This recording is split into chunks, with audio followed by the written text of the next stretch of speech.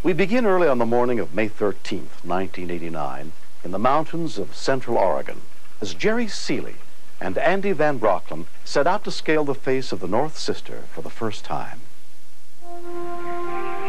The Three Cascade Mountains are a beautiful set of mountains, but they've claimed quite a few lives over the years. Experienced mountain climbers generally will not climb any of the glaciers on the North Sister during this time of the year. There's a real danger of avalanches on the mountain. They chose a route on the spur of the moment without doing research into how to climb it and how to descend it. They'd gotten in over their heads.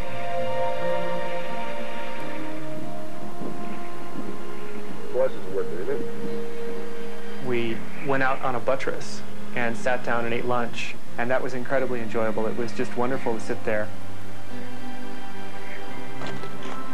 At that point, we were both completely exhausted, and it was very late in the day, and we decided that we wanted to get down as quickly as possible. They made their way over to a different glacier, which they thought would be less steep and easier to descend. It's pretty steep, Joe. I knew that we were going to have a difficult time getting down, whichever way we got down. We decided that Jerry would belay me partway down, which is a technique used so that if I fall, he'll be able to hold me using the rope. One more.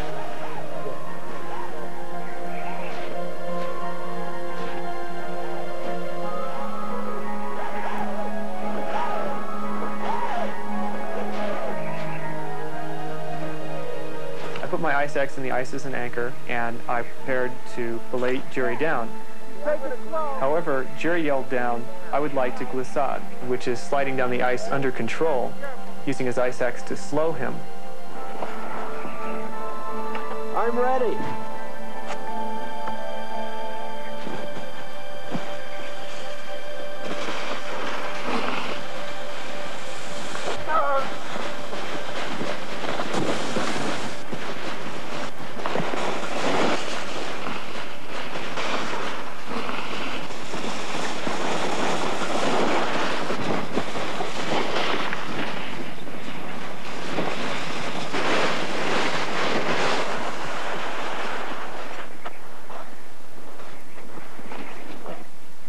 I put my hand to my face and drew it away, and it was covered with blood, and my knee kept on coming out of the joint as I tried to stand up on my left leg.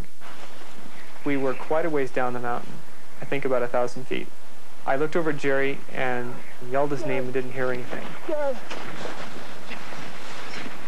He had a huge lump on his forehead, blood coming out of one of his ears and his mouth. His eyes were wide open and staring straight ahead, and I thought, he's going to die very quickly, that there's nothing I can do to save him.